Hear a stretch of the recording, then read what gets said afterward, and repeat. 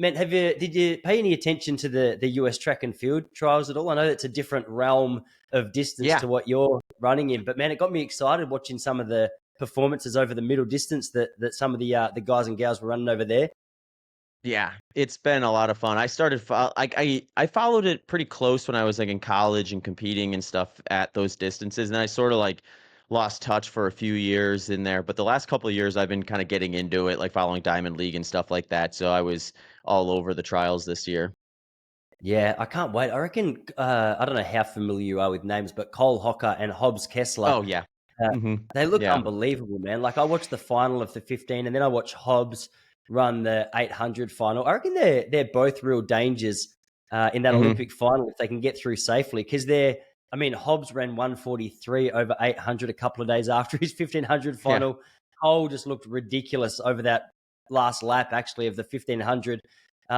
But that's one hmm race that I'm really looking forward to in Paris is that 1500 because the depth that we see from all around the world is kind of mind blowing. But man, as an American, it must be exciting. Even as an Australian, we've got a couple of young up and comers. I don't know that they're quite going to be able to rub shoulders with the likes of the athletes I've just mentioned, but yeah, I'm hanging out, man. I don't know. I don't know if you thought too much about Paris at this stage. Yeah, yeah. No, I've been kind of following the storylines and stuff a fair bit. So yeah, you've got some heavy hitters coming to Paris from Australia this year. I think you'll be happy with the results when it's all said and done. For sure. We got a young guy. I don't think he's actually been selected. His name's Cam Myers. He's hmm 17 years old. He's run a 350 mile. I think he's run 333 for 1500. He's kind of coming through and breaking a lot of Ingebrigtsen's age group records. So I was Oh kind of wow. disappointed he didn't get selected, but I reckon he's a guy to watch in the next Olympics, especially. Hopefully, hmm everything sort of goes in one direction and he stays strong. But yeah, man, it's exciting times. Yeah, it's funny. I wonder how a bloke like yourself feels because obviously the marathon is probably one of the closest to any of your interest points when it comes to an actual competitive race. Is that something you follow fairly closely, or because it's blown my mind how involved I've been in the world of distance running for so many years, and how ultra running and marathon running even still seem like they're relatively different universes. Like for Yeah. a bloke hmm who would say he knows quite a lot about the world of track and field and up to the marathon, I feel as though the world of ultra running is a relatively new venture, or at least interest point for me. Yeah. Yeah, it's definitely still kind of like two different, I would say, categories. But I think we're starting to see some interest come in. I think the ultra runners have probably been more interested in the Olympic distance stuff just due to its bigger nature for a while, but and some aren't, I suppose. The trail runners are maybe a little less so into it, but we're getting more interest from kind of the typical Olympic distance runner now too. Where there was an interview. This might actually be a couple years old at this point, where Kipchoge was talking about wanting to do an ultra marathon at some point, and I mean, if he wants to do one, who wouldn't, right? Like that's the big guy right there. So it's fun to kind of see that the sport grow to the degree where it's not just kind of like this off to the corner. This is where the crazy people go when they don't want to run marathons anymore type of a scenario. So it's fun, but yeah, I mean, I would say historically, I've probably followed the marathon a little closer than like typical track and field stuff. But the last year or so, I've probably followed track and field a little bit more. Maybe that's uh, just because I think with once you start kind of getting into Diamond League and starting to watch stuff that's like a little bit more off the radar for the average person, then you start kind of getting a little more invested in it because some of the people's storylines, their trajectory, and things like that. And then times up well with the Olympic trials and then the Olympics here coming up. So yeah, it's been a lot of fun to watch some of those guys. And like you said, it's just like I feel like if there's just been a lot of growth in some disciplines with like US distance running. I think we're seeing that with the 1500 where, you have the Josh Kerrs of the world and the Engelbrechtsens of the world, but like Yard Nagus is kind of right there. I think people probably thought Cole Hawker was like maybe a little bit of the outside looking in from a medal standpoint, but after the trials, he's probably just as feared as anybody in terms of kind of contending for a medal. And he had an interview that I thought was kind of interesting where he's like, because that race got out fast, and he's like, I don't think I've kicked at that pace before or off that pace before. So it's like I think he's sensing like the leveling up that he has available to him if he keeps kind of grinding away. But he's just one where he's been around for a while, it seems like, despite only being 24 years old. So Yeah. he's got a long runway ahead of him still. So it's gonna be fun to see those guys all kind of mix it up with everyone at the Olympics. For sure. It kind of blew my mind as well. Like that, the fact that, so before the race, I was fairly confident he'd be around the mark on that last lap because Mhm. he always seems to be, as you say, from the age of like 18 or 19, you know, when he sets foot on the start line, he's kind of like a Nick Willis or a Centrowitz at his best. You just know he's going to be in contention. But yeah, to kick past Nagoose, and I think it was with like 250 to go. I was Yeah. anticipating if you were going to run past a bloke like Nagoose, you'd take him with 50 meters to go because, well, we know he's run a 3:43 mile, so you wouldn't want to Yeah. you wouldn't want to throw Yeah. too much at him too early. But yeah, he obviously ran with some incredible confidence. There's an Australian man who's kind of blown everyone's mind at the moment as well. Her name's Jess Hull. She just ran the Oh, fifth yeah. I fastest saw time. that. She ran, it was like a 5 second PB over Yeah. 1500. I'd see like the Let's Run message boards have lit up because Yeah. there's two sides of the argument. Like the one side of the argument, which I like to lean more towards, is this is the most incredible run. What a breakthrough. How awesome. And the other side of Yeah. the argument is who at the age of 27, after being competitive for so long, takes 5 seconds off their Yeah. 1500-meter best time. So she's kind of copping a little bit of heat, which I guess naturally comes with a performance like that. But yeah, Yeah. she's another standout point. Anyway, it'll be really interesting to see how the next kind of month and a half plays out. But yeah, there's definitely some depth in the track and field world. But man, enough about all them. How you going? How's life for you? Good. Yeah. Yeah. Things are great. I think like at this point, we were chatting. I can't remember if we hit recorder yet at this point, but I've been in Austin now for 2.5 years. So starting to get kind of comfortable and efficient here in Austin, which is always good from just a training standpoint, because I do like to kind of stay busy outside of training and racing and things like that. But I just ran a 100 miler. I guess it was almost 3 weeks ago at this point. Ran 11:51 at a race called 6 Days in the Dome in Milwaukee, Wisconsin. And that was probably my first, like, what I would consider like, it was maybe my second, like, solid performance since I had kind of a string of injuries. So I'm sort of getting to that point where I've been able to stack a few blocks of training now, or some training cycles together, where I find, like, for me, I'm not one of those guys where it's like, oh, you get a few weeks of training in and you're like, you're off to the races. I'm the type of guy who's like, I need to like go through a full training cycle, a race, another training cycle, a race, and then I start getting kind of where I feel like I'm able to kind of access all the tools I've had available historically. So, um, yeah, so it's been a good stretch of training, and I'm kind of looking forward to picking some races for the second half of the year. Yeah, I was really keen to pick your brain about the training element of the ultra running, especially. And I mean, you've just touched on something that I've been really fascinated by recently. I'm not sure how familiar you are with the Ironman world, but I had the grip, Mark Allen. For anyone Oh yeah. listening, he's six-time Ironman world champ. He was on last week, and one of the really popular parts of the conversation was what you just touched on then, and it was just the way that different athletes reach high level of fitness. We spoke about the varying sort of approaches. Like some athletes take that, hey, let's get some real intensity, some real volume in real quick and get fit real quick, but risk running the red line and potentially getting injured or fatigued or niggles. And he said for him, he took like it's quite popular in 2024 as we record this, a low heart rate or a zone 2 or a slower approach to so much of his training, inspired by Phil Maffetone back in like the late Mhm. 80s, early 90s. He said often it'll take a little while for your body to get fitter, but if you are patient and you are consistent, you're able to absorb it.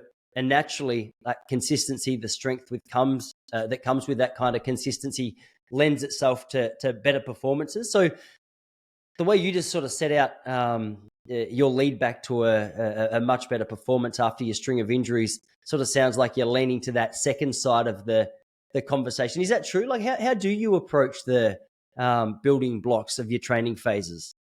Yeah.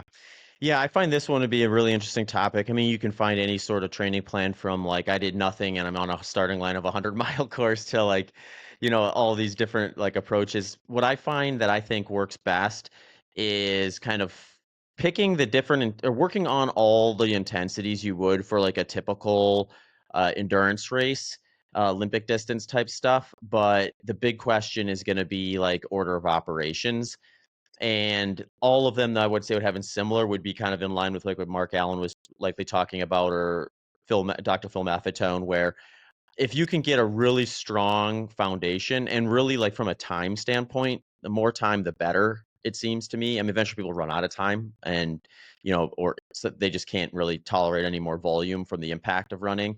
And they kind of get to a more of a, like a plateauing phase where like they really need to pull another lever. If you can get there, then I think like starting kind of a maybe 16-week trajectory or so to whatever race you're going to do. For me, that's like 100 miles, and then work from like some kind of doing like a speed work development phase. I would like to do that, just kind of pull the whole system up a bit.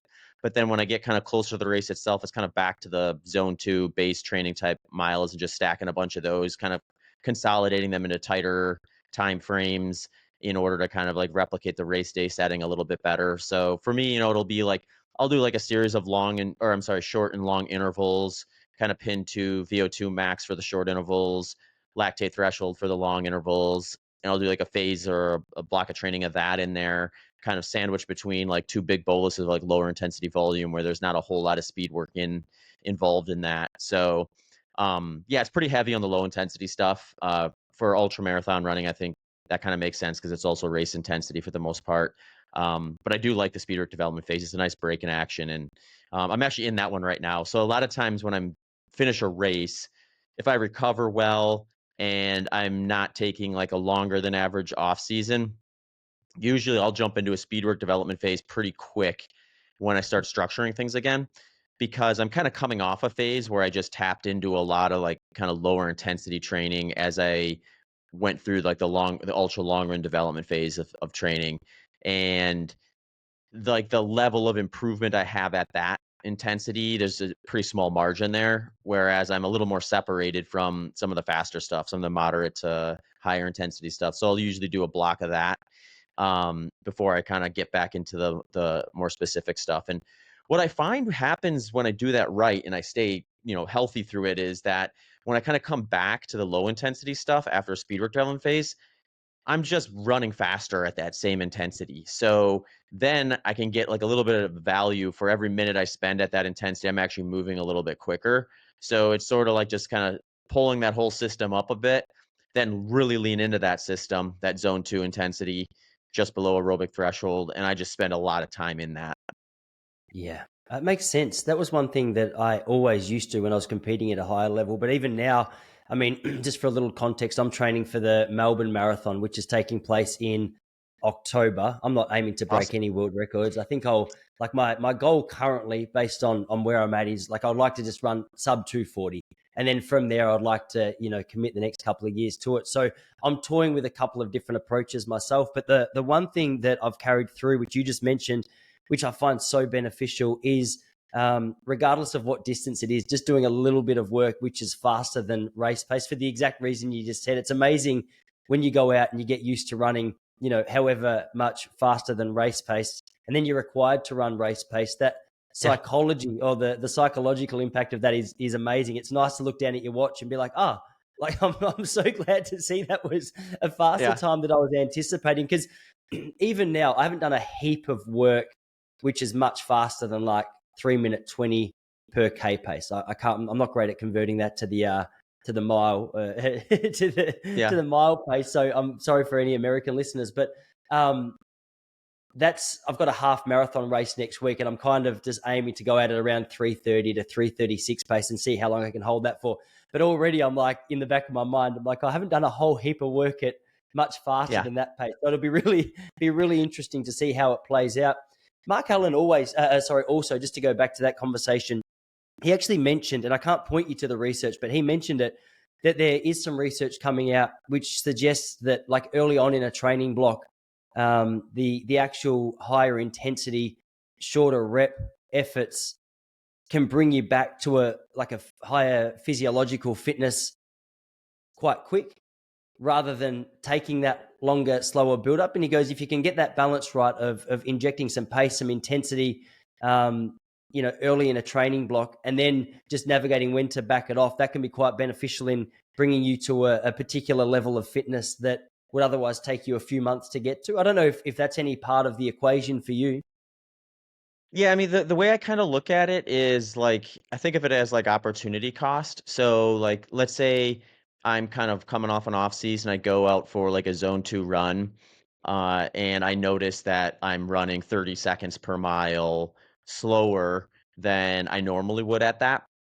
The opportunity cost for me to do speed work during that at that point is actually pretty poor in favor of not doing it because I can likely directly improve that before implementing the speed work development phase. Whereas if I come in and I'm like, okay, I do a few base runs at like aerobic threshold, zone 2 type stuff, and I notice, all right, well, my pace is as fast as it's ever been. Well, then my opportunity cost of doing less of that and injecting something else in there is a good exchange. So I'm usually looking at it through that lens. It's like assuming I don't have some sort of time limitation that I've already maximized, or some reason to believe that the current input is going to still create adaptations. I'm going to stick with the intensity that I'm trying to improve because that's going to be the most direct. Um, but if that isn't the case, if it's like, well, I can't really stand to improve on this by any meaningful margin by continuing to do it, then I think the speed work development is just gonna be that value add where now I can maintain what I've already acquired at the lower intensity stuff with less input. And since I'm putting in less input, I've freed up some time to do or to dedicate more of my training load towards the speed work stuff. But kind of the same rule applies with the speed work too. If I get out there and I'm doing like short intervals and long intervals, and I get to a point where I'm sort of running paces that are like historically fast for me, for me to keep doing that at that point above and beyond what would be required to just maintain it is a bigger opportunity cost than going back to the zone 2 stuff that's gonna be more specific to my race. And usually if I time it right, I'm kind of like arriving at a point in time where I'm like maybe 8 weeks out from a 100-mile race, and then I do really wanna start working on the race specific stuff. So I'm sort of exiting that speed work development phase at that point and kinda sliding in. I think the interesting thing about the marathon and even the half marathon to some degree is like it sort of is this like middle ground intensity where whatever kind of traditional workouts you do, other than like goal race pace, you're kind of dancing around it. So I find like those training plans tend to just be a little more varied in nature across the board than what I would see for something as kind of far to the end of the spectrum like ultra running or as far to the other side as like the 1500 or 3000 or something like that. Yeah. So for an ultra runner, like what does speed work look like? Because I think a lot of people are relatively familiar with what that might look like to a 10K, 3K, 5K runner. Are we talking reps of 2,000, 3,000 meters, or are you getting down and actually really winding those legs over? Yeah. Yeah, I would say like you see it all. I would say like any workout that you see people doing for 5K, 10K and stuff like that, you'll see ultra runners doing if they're working on speed work. For me personally, like my philosophy is kind of like start very simple, and then once you kind of really grasp the concept and are very tuned into the perceived effort, then you have a little bit more flexibility to get creative with it. So what I like to do is I like to do short intervals on a 1-to-1 work to rest ratio. And I typically like to be between like 30 seconds and up to 4 minutes for those. So the sweet spot for the most part, or what I'm working to kind of get the bulk in, is going to be like on a 2 to 4 minute range in those. So if it were 2 minutes, it'd be like 2 minutes on, 2 minutes off, 2 minutes on, 2 minutes off. And, I'll be targeting like in the early stages, probably 12 to 15 minutes of total work volume for those. And then I'll grow that over the course of that development phase. For long intervals, I like a 2 to 1 to work rest ratio since it's a little lower intensity. It's gonna be closer to my like lactate threshold. Or for listeners that are interested, like an intensity that you could probably sustain for about 60 minutes in a race day setting. And yeah, I'm doing those 2 to 1 with like kind of target ranges of around 8 to maybe up to 15 minutes for those. And so if that were an example, that could be like 3 by 8 minutes, where I'd be 8 minutes on, 4 minutes off, 8 minutes on, 4 minutes off, 8 minutes on at that intensity. And then I'm usually starting at like somewhere between 20 to 30 minutes of total work for that intensity when I'm bringing that in. And then I might work up to close to 60 minutes of it during the entire training week when I'm kind of in the thick of it for that one. So that's kind of like the basic structure. And then from there, you can do all sorts of creative things like reducing recovery between to kind of make the workout a little bit higher load without adding extra volume. You can get a little more creative with the interval structure and not just do the same duration for each of them. For one, an adaptation I really like, or a progression to that I really like, is once I really get comfortable with knowing that I'm able to hit the intensities I'm intending to do, is like I'll do a run where it's like basically like a fast finish workout where I'll go and I'll be running basically zone 2 for the majority of the run, but then I get to like the last third and I'll just start kind of progressing down towards like lactate threshold and just kind of finish like with a stronger push at the end of that run. And I really like those type of workouts kind of near the end of speed work development phase, or as I'm phasing out of speed work and phasing into kind of long run development, because it's gonna be enough to probably preserve a lot of what I've acquired, and it also gives me the flexibility of like, all right, I'm gonna be doing a handful of these base zone 2 type runs during the week. I can sort of just pick the one where I feel the best on, and that one will be the one I do the fast finish on. So it's not even something I necessarily have to like anchor to a specific day. It could be like whichever day I'm feeling the best is gonna be the day I do it, and then I kind of limit the potential risk of a workout like that, which is put higher potential for quality to dip at the end because you're heading into that workout with maybe a little more fatigue in your legs. Yeah. And are you using any data points to decide what it is you do on what day, or is that more based on feel alone? Yeah, I mean, there's a lot of like historic data that I'll collect just to kind of know like where like I see the needle move on it. So I'll base it off of that, but then I'll just be watching that. So I'm always looking at it as the way I look at it is intensity and heart rate are fixed. Like those intensities are going to be established during your training cycle.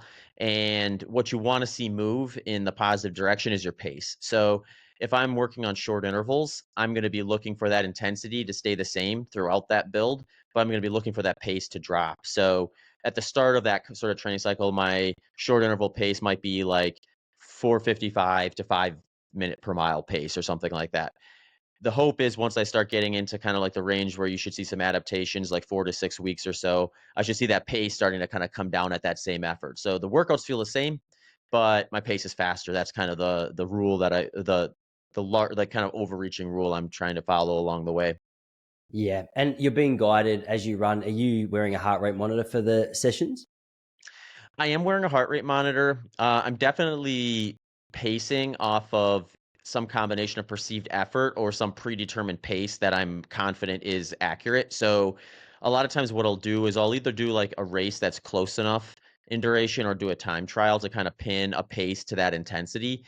So even though pace is a moving target, I can start out with it. So like the first couple weeks, I can just know like, all right, this is the pace I should be targeting for this workout.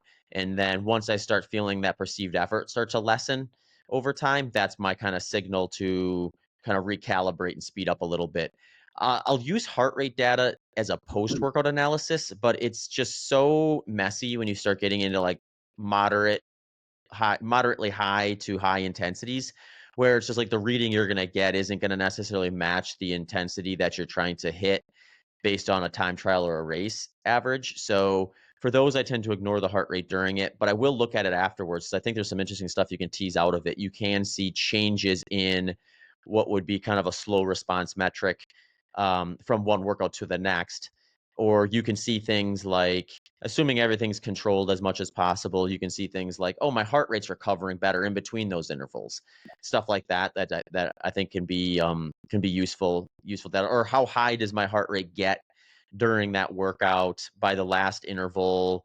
Or I shouldn't say the last interval because I may add more along the line. But let's say like I start out with 5 short intervals, and by that fifth one, my heart rate hits a certain number, and then by like week 4, if I do whether I do 5 or do 6 or 7 or add more to it, is my heart rate still kind of is it still taking that long to get up to that?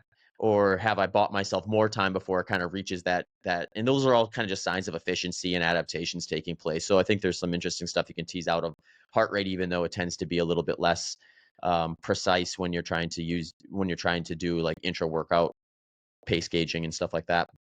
Yeah. And is this like he prescribed to any particular training formula? Like one person, I think I mentioned him earlier, who's been incredibly popular, if not slightly, well, I'll say incredibly controversial, just because, not because I disagree with anything he says, just because it seems that when you start talking about diet, people get very passionate.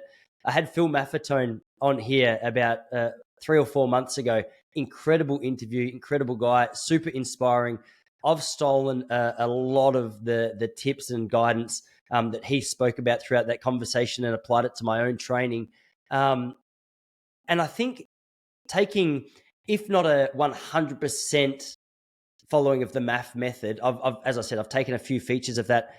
The last 40 weeks or so, had the most consistent training that I've had in probably the last 8 years. Last year was a write-off for me, returning to running, calf issues, unsure why. It turns out just the intensity that I was trying to run was sort of me back in my peak 2014 track and field days. I thought that worked then. I didn't get injured. I'll just do that again now. Yeah. Long story short, wasn't the right approach. Real humbling experience. Since listening to him and applying so much of his stuff, mind blown at just how much I've taken a real back off in some of the intensity for the initial part of the training block and just gradually started to build that up. I know for me and so many other athletes, his training approach has been incredibly helpful. Is that something that you've followed closely? I feel like the math method specifically is quite beneficial when it comes to the diet as well. It seems that you guys, once you get out beyond the marathon, a lot of serious runners start to take sort of fat fueling more seriously than what I think middle distance to marathon runners currently do. Yeah, I mean, there's a couple things there. I would say, like, in terms of like the math method, if you're looking at a scenario where you really, really minimize risk in terms of like the biggest thing that's likely going to move the needle for people in training, regardless of what strategy they take, is consistency. And part of being consistent is being healthy. So if you're finding that doing speed work is creating scenarios where you're getting injured, missing training, and you're unable to kind of consistently train, a system like that where you're more likely to stay healthy is probably going to be a better value add over time for you. So, I mean, the argument there then would be, and I don't know this is necessarily going against like his method, because I think even with his method at a certain point, you start kind of just doing some racing and things like that, which are essentially high level speed workouts. And maybe kind of get some of the access or exposure to that through that sort of a stuff. Um, but yeah, I think like when you think of it like that, it is. Then I guess the argument there against it, though, in general, would be eventually you get to a point where um, some change or some training load variance is going to be required to continue adaptations. So if you've already maximized volume at that intensity, it's like what's the next lever you can pull to kind of increase training load without increasing duration, and that's going to just be going a little bit faster. So I think you could just be like someone who's really injury prone. I just think that you might want to be a little more careful. Like you just want to think of it like, all right, well, how do I minimize the injury risk of like a moderate to higher intensity training? And like one tool I like to use is just like do your speed work on an incline, because you're going to lower the impact and a lot of the variables that would typically lead to injury by doing stuff like that. It's not without risk, but it's a lowering of the risk. Or you could just start with doing like very, very subtle. I think when people think of speed work, they kind of get tied to like what they did historically or what someone else is doing, what's being prescribed to them. And they're not really aware or willing to kind of just say, hey, well, maybe I should just do like a third of that workout and see how I respond to it, and kind of like micro stress them their way up and just like say, okay, well, maybe I'm more injury prone with speed work, but maybe I just need a longer ramp up for it, or less frequent inputs, more rest in between those sessions than what the program is saying. Um, so I think there is probably some value adds in kind of looking into that. From the nutrition side of things, I think like the math method just very much kind of works well with a lower carbohydrate approach, because you're leveraging so much of like the lower intensity input. It's just going to be something where regardless of your dietary intake, you're going to have higher fat oxidation rates at those intensities, and you're going to be able to leverage that a little bit easier than you would if you're trying to kind of like figure out a way to like get a couple of quality speed work sessions in there. Um, with respect to like ultra running, I would say like most of the like top tier ultra runners are still following some version of a moderate to high carbohydrate diet. We're actually seeing like that same sort of like push to like hyper fueling to some degree, that you're seeing with like Tour de France and triathlon, where people are targeting sometimes 100 plus grams of carbohydrate per hour. Uh, I think what at the end of the day, the way I usually look at it is like an ultra runner is it's I would be shocked if an ultra runner is requiring that much carbohydrate per hour, even if it's like, I mean, you may be able to find some exceptions where it's like a shorter than average ultra marathon and someone is like just got a really, really high workload per hour capacity. So someone running like world class times at those distances, you know, you could maybe make an argument that on a high carbohydrate diet, they're gonna probably need to push up to those numbers to some degree or get close to it. Um, but I think there's just with ultra running, what ends up happening is you just have a lot more options available to you because there aren't these limiters that there are at marathon and below, where like race intensity is moderate to high in a lot of cases. So when you have a scenario like that, you're gonna just have to do more of that type of work on most cases, and then you're gonna need to leverage the fueling for it a little bit differently. You don't have as much of a tight window for that of what is generally going to work out. I think people will still see a wider range of kind of fueling structures with ultra marathon that they're likely workable if not optimal for the specific individual. So, I mean, you get someone like myself where for a 100-mile race, I might be targeting around 40 grams per hour for the most part historically. I've played around with going above that, but I just don't see in my own experience a value add there in terms of like a continuing reduction of perceived effort. So um, whether that's because I think there's a couple things to consider with that. One would be, is there something to the fact that I follow a low carbohydrate diet that lowers the amount of carbohydrate required for me to maximize the reduction in perceived effort you're going to get with a carbohydrate source present during your racing fueling? The other thing could be like, is there something to just the actual frequency at which you're putting that fuel in? So, like, an example could be like if someone was taking in fuel 3 times per hour versus 6 times per hour, same amount of carbohydrate in that hour, just distributed differently. Is the person doing 6 versus 3 gonna get a better reduction in perceived effort just because their body's being exposed to that more frequently? In which case, then I think you have a lot more of opportunities to kind of play around with different amounts then too. So I'm curious about that just in general when you see some of these like I guess they're mostly anecdotes at this point, but some of the stuff that would suggest like targeting these higher than what would like physiologically be required fueling strategies, or beyond what you would expect to be able to be like processed and digest within that time frame. I just wonder if it's like in order to hit those numbers, they're just constantly consuming something, and the fact that they're constantly consuming something just means they're doing more exposure points to it, and those additional exposure points are kind of keeping the perceived effort lower on average across the duration of the race or the event, to the degree where they're now going faster or feeling better on it. Um, that was a lot, but it's kind No, of my no, no. thoughts It's on the true. matter. Oh man, I mean, it's a lot, but I know the conversation's been going for years in podcasts, which run for multiple weeks, for Yeah, many hours. So there's so much to cover, and there's so many opinions, and it's very strange. Like I don't know how you find it, but yeah, you've got the anecdotal evidence to work with. You've got what the data says, and then you've got what each individual says about their own performance and what they've noticed. yeah. And man, I get how messy it can get, and I understand it's a deep and broad topic. Just while we're on it, like that's interesting. So just to clarify, you said that like in the course of a ultra marathon, say 100 miles, you might take in 40 grams of carbs per hour. Hmm. Yeah. And on top of that, obviously hydration is another big topic. So making sure like you're hitting electrolytes and getting things like sodium and stuff into Yep. the system. How are you sort of scheduling or planning the hydration side in and around that carbs, or is that carbs within like some mixed drink that contains sodium and stuff as well? Yeah, so I tend to separate the two for the most part. I don't necessarily separate the carbohydrates from the solution, but I look at them as two different like variables I need to be mindful of. So for hydration, I like to think of it as I can go out and like run a sweat test on myself and find out kind of how much I'm losing for an hour of running in a given temperature and kind of build a hydration strategy around that. The electrolyte side of the equation is a little less clear. I mean, the ranges that you see like at Populous for those are pretty extreme. You'll get people as low as 200 to 300 milligrams per liter of sweat, all the way up to like 2+ grams. So it's like, a 10xing from one person to the next. Now, those are the extremes. The average person is going to lose around 950 milligrams of electrolytes for every liter of sweat.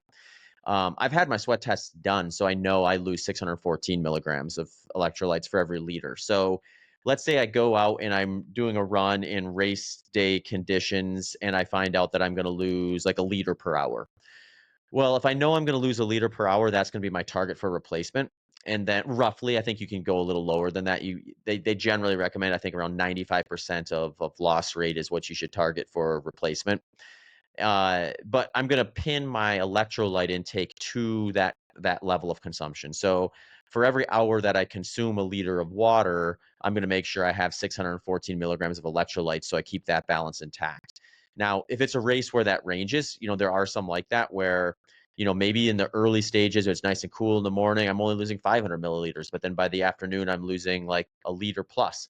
So whether I'm doing the 500 mils or a liter plus, I'm going to kind of have that tied to the the 614 milligrams per liter of fluid loss.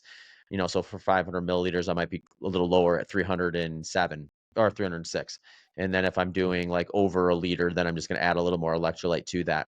Um, the fueling one of I arrived at 40 milligrams because I actually went in and got my fat oxidation tests done, and I would like when I looked at the graph, it was like 40 grams would be the most I would need to defend liver and muscle glycogen over the course of a 100-mile, given the pace and intensity I would be targeting for that. So my thought process there was I could probably get away with a little less than 40 grams, but if I'm not going to get a digestive issue and it's not that logistically taxing to get 40 grams in, I may as well just go with 40.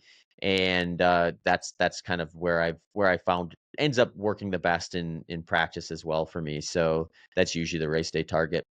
But I'm usually Yeah. doing some version of like right now I've been my nutrition sponsor S Fuels has this new product called Zone 5, and it's just like this like pouch or sachet that has like 300 calories in there of mostly carbohydrate. I think it's like right around 60 grams of carbohydrate. So like one of those is going to last me an hour and a half if I'm just doing that. So um sometimes the duration of the 100-mile will determine whether I'm doing that plus something else.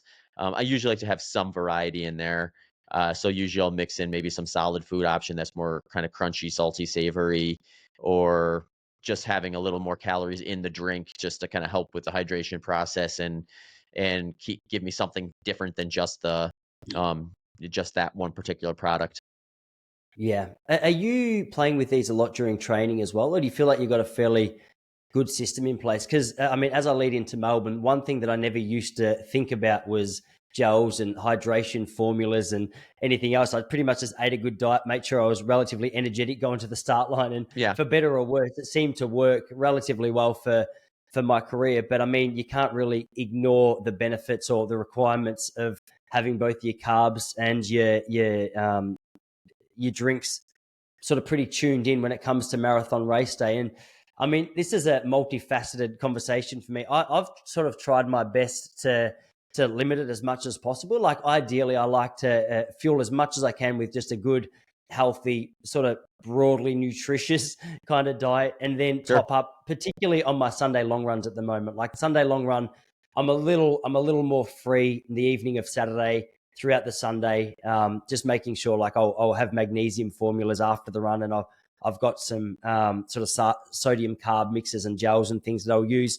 But I try and limit it because obviously I look at the back at the ingredients and I'm not always 100% sure what it is that I'm actually taking on Yeah. board. Whereas like I can look at a date and I can go, okay, it's a date. Um, but I don't know like over the long term how much I want to take those in at a real high level. And I mean, this is something that's purely subjective and something that's based purely on my own kind of approach. I'm open to changing it, but was just curious to know for a bloke who's training for an ultra, where these are probably even more significant than so many other distances. Is that something you take into account, or is that sort of like a secondary issue in terms of just being able to stay fueled and hydrated for the training that you're doing? I think, sorry, that was a lot, but boiling it down, I think my Yeah. question was how much you're using sort of the gels and formulas just throughout training. Yeah, gotcha. Yeah. Yeah, so I don't have to use it too much. I will. I'll use it from time to time just to kind of like play around with like how it's impacting different workouts and things like that. When I get in kind of like the ultra long run development phase where it starts to get more important to be like, all right, is what I'm going to do on race day going to work? I mean, I definitely have like historic trends that I can rely on to some degree. But if I switch to a different product, like with the S Fuel Zone 5, that's a new product. So it's like, okay, I should probably stress test this on something outside of race day. But generally speaking, what I've done historically is I'll look at kind of the long run phase of my development through kind of two lenses. One would be like, all right, let's practice what I'm going to do on race day just to kind of get in the rehearsal of just doing it, make it feel a little more intuitive, gauge kind of how I feel with that. And then I'll also do some where I'm not taking in anything other than like electrolytes and water. And that's kind of like what I like to call my fat adaptation field test, where it's like, hey, if I can go out and do a long run with just water and electrolytes and feel like pretty good relative to when I'm fueling, that's a really good sign that like my fat oxidation rates are going to be plenty ample for what I'm trying to do. The other nice thing about kind of the way I have my structure set up is 40 grams per hour is such a low risk for a digestive issue. Even if I didn't do Mm. any intra workout, intra training, stretch fueling with that, I could probably just roll that right into a 100 mile and I wouldn't have to really risk too much with that. Whereas if I were trying to get up to those like 100-gram numbers, I would definitely have to train my gut to get ready for that. And I would have to be mindful of combinations of things too, because you're going to have like, different pathways that are going to deal with fructose versus glucose and things like that. So, um, I don't have to worry about that so much, which is one of the reasons why I kind of like that setup. Uh, but I still do practice it because it's, there's also like, you have a scenario where let's say I'm doing back to back long runs or even back to back to back long runs in some cases for like a 100-mile race. It's like you just have such a large energy output at that. And I'm usually already at kind of race weight at that point. So, in order for me to kind of find myself at the end of day one, refueled and ready for day two optimally, it's sometimes nice to kind of get a bit of a head start on that. And if I'm going out for like a 4-hour training session in the morning and having very little like calories coming in during that, I may find myself around lunchtime with this huge calorie debt and kind of nothing to it. So then I think it's just sometimes this can be just like a scenario. I think we see this in other studies too, where it's like um sometimes if like the type of protocol actually just increases the amount of like energy the athlete's taking in, we see improved recovery and improved results and things like that. So I am mindful of just trying not to dig myself into these big calorie deficits too often when I'm doing training sessions like that, and that lends itself to just doing some intra or some race fueling strategies and things like that as well. Yeah. Man, just to boil it down or dig a little bit deeper into that training structure, I know there's various phases throughout your year where, as you've already said, the structure of the training is going to vary, particularly with the main focus point. But if you took us to a peak mileage week of you training for, sorry, I can't remember how long ago you said your 100 miler was your most recent one. Yeah, that was like 2.5 weeks ago is when I finished. Yeah, sure. So it's sort of like the phase of peak mileage leading into something like that. I'm really interested to know how you structure it because one of the athletes that I'm currently coaching at the moment has ventured out into some ultras of his own. He's recently done a 100K mountain run here, and one thing that we've been toying with a little bit is just adding like that Saturday Sunday long run block. Mhm. And the other thing that we're toying with is naturally looking at the terrain that he's going to be running over and focusing on, all right, are we more worried about time on feet? Or are we more worried about elevation? Are we more worried about distance? And then trying to tick both of those boxes off. And I mean, it's been a little bit of a work in progress and a little bit back and forth. But one thing that he finds very beneficial is, as a core part of that training week, that Saturday, Sunday for, if not every week, maybe alternate weeks of backing up that long run in some form, Mhm. regardless of what the actual focus point of that run is. And then he'll have like a lighter intensity kind of session earlier in that week. And the other stuff is more just that aerobic threshold kind of stuff, that zone two kind of easy running, which makes up the rest of the week. Like, what does your week look like in preparation for an event like your most recent 100 miler? Yeah, so for this one I had like I went, I think my longest run was maybe 3.5, maybe a little past 3.5 hours. I tend to go a little bit shorter on my ultra long runs when I'm doing a flat controlled 100 mile, because race pace is just going to be like, running the entire time. Whereas if Mm. I were to do, say, like a mountain ultra marathon or one where I'm going to be doing like some percentage of hiking through it, I'm going to branch that out a fair bit further, because once I get to the ultra long run phase of training, I'm going to be replicating race pacing and strategy. So like you can just tolerate more volume with lower impact, I think, when you're doing like these like steeper climbs and descents and things like that. So that just allows it for it to be a little bit longer on some of those. So some of those are reaching like, a little bit longer. Um but, like, the way I usually structure it is I'll start out with, like, for this particular one I was doing 3-day kind of back to back to backs, where my first round was, like, 2.5 hours, 2.5, and those 2.5 hours. So I was getting 7.5 hours of total volume on that 3-day block. Then I did, just under 3 hours on 3 subsequent days. So I got, like, I think it was, like, maybe 8.5 to 8 hours and 40 minutes of total volume for that one. And then my last week, I did 2 days, but I extended it. So I basically consolidated into 2 days. I think I had, like, I think that was maybe 7 hours or something like that for that one. I might have had one 4-hour run, actually. I'd have to go back and look for sure, but it was like that last week, I did a little less volume the week prior, but I consolidated it all into 2 days, so the runs themselves were longer in duration.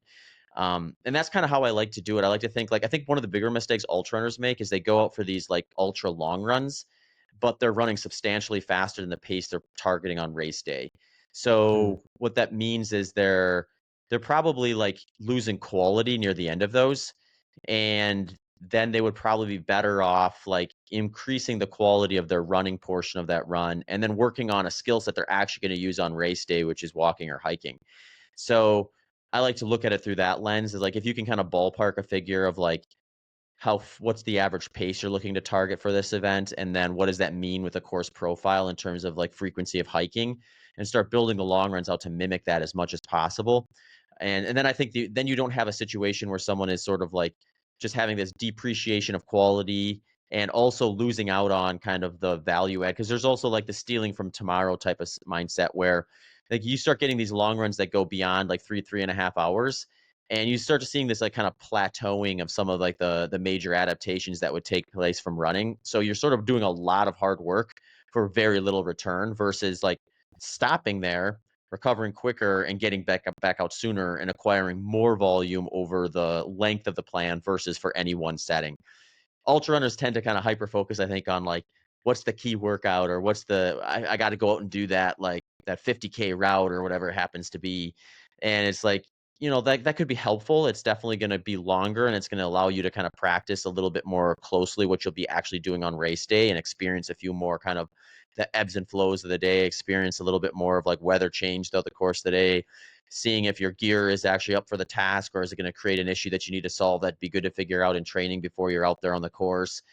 Some important stuff, but I like to think of it as like be sparing enough with those that you're not sacrificing total volume at goal intensities that you're targeting. And if you need to distribute it more lightly in order to get more volume over the course of the plan, that's going to win out over having these like kind of hero long runs that are sandwiched between like these really long kind of rest recovery phases, because it just took so much out of you to do that one session.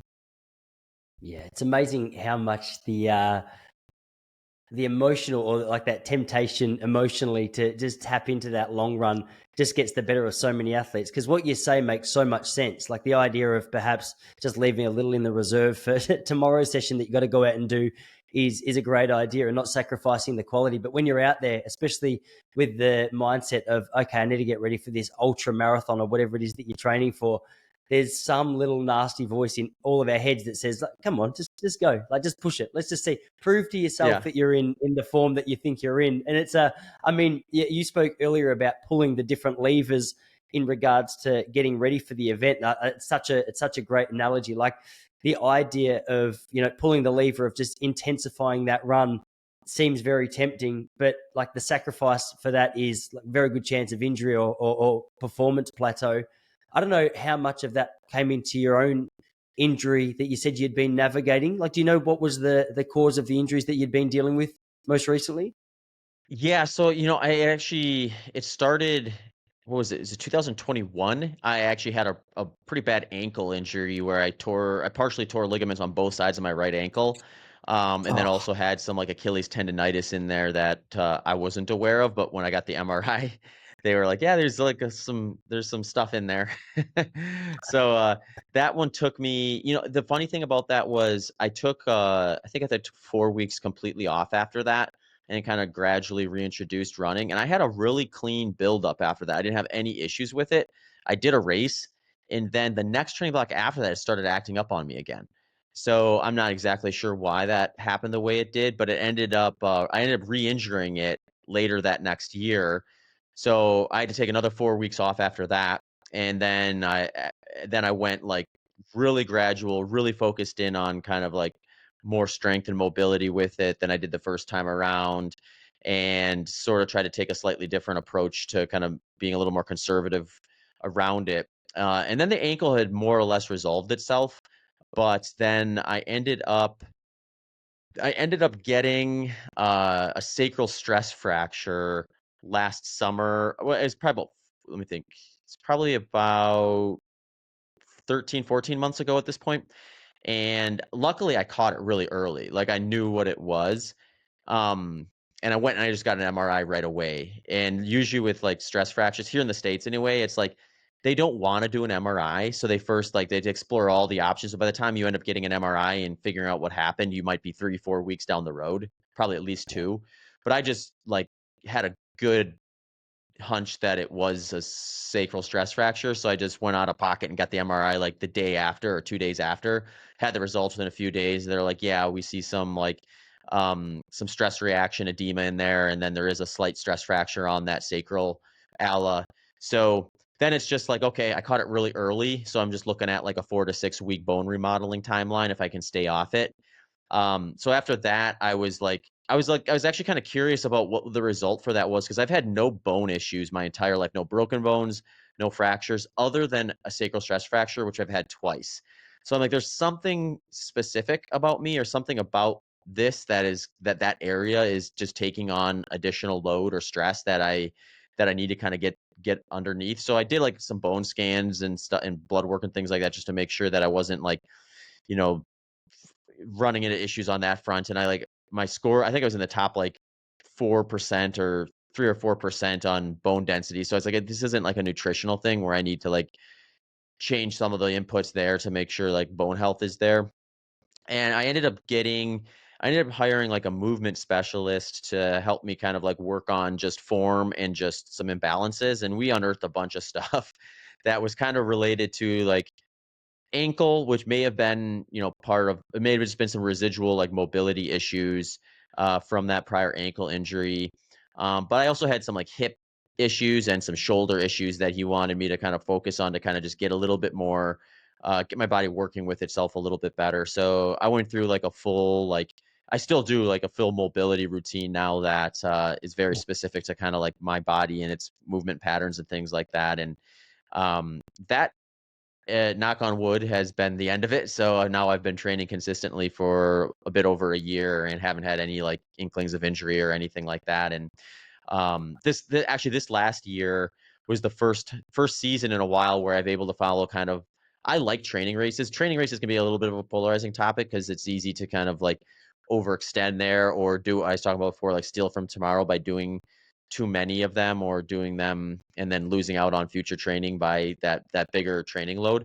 The way I Yeah. typically view it is like a proper timeline fixes all of that. So if you're worried about training races interfering with your race development, just start sooner. And then you can get to where you want to be so that the opportunity cost of a training race isn't such that you're stealing from work that needs to be done. And Mm. this was the most recent training build that I kind of had the timeline, the confidence, and the durability to feel like I could do that. So I was able to do, I think I did 4 ultra marathons, like shorter ultra marathons in the lead up to the 100 miler, as kind of like really good, like race day practice, long run development type stuff. And I like having that because it's just fun to go to the events too. So I'm For fortunate sure. here in Texas. We have 2 really good ultra marathon race organizations. So there's a lot of them just with like a couple hours or a few hours away from where we're living.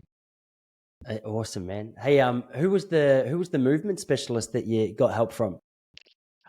His name is Vin. So if you go on Instagram, it's just Pain Academy. But yeah, his name is Vinny. He's great. I've had him on my podcast a few times, and he actually was a former Division 1 competitive swimmer, and he got into surfing after he kind of finished his collegiate career, and then ended up breaking his back on a rock while surfing, and sort of just kind of like rebuilt himself more or less with all that stuff after that. And yeah, so it was it was just an interesting kind of like connection that I had already had, and was thankful that he was willing to work with me. He also happened to be kind of preparing for an ultra marathon at the time, so we were able to kind of help each other out a little bit. Awesome, man. What's the running scene like in Austin? As I said, I know Austin for now comedy and music, but I haven't heard too much about the world of running in Austin, Texas. Yeah, it's big. Health and fitness in general in Austin's big. You can find people doing all sorts of different like fitness related stuff, but running is a big part of that. So, yeah, we have this like route that goes around. It looks almost like a river, but it's a lake. It's called Town Lake, and it's got this nice little like um 10-mile route loop around it that a lot of people will come and run it. And there's like, I don't even know how many running groups there are in Austin. There's a ton of them. So yeah, it's really popular. And actually the running event, which is like the premier like trade show for running brands where everyone will kind of come and showcase their next line of products that are coming out the next year, is based out of Austin. So we see like the running industry in the United States all kind of like pour into Austin in December every year with that. Awesome, man. Well, as I said, I'm doing my best to convince my wife to let us move to Austin for 6 months or so to get into the world of comedy. But if we do, I'll shoot you a message and you can teach Yeah. me how to run ultras. But man, I won't talk to you. I'm sure you got plenty to. What, are you dealing with evening right now, your time? Yeah, it's about what is it, 7 p.m.? Yeah, so Yeah. it's I guess All it's right, your man. morning. It's tomorrow for you, I think, right? It's tomorrow for us. Yeah, I'm about to head out for my mid long run. So my thing was I'll catch up with you, get inspired, go and do my own running, and then get on with the rest of the day. But man, I'll let you go Awesome. and enjoy the evening. But really appreciate you making the time to come on. I'm so glad we got a chance to catch up again. Yeah, absolutely. It was a blast. It was fun to chat, Tyson. Awesome, man. Thanks again. We'll see you later.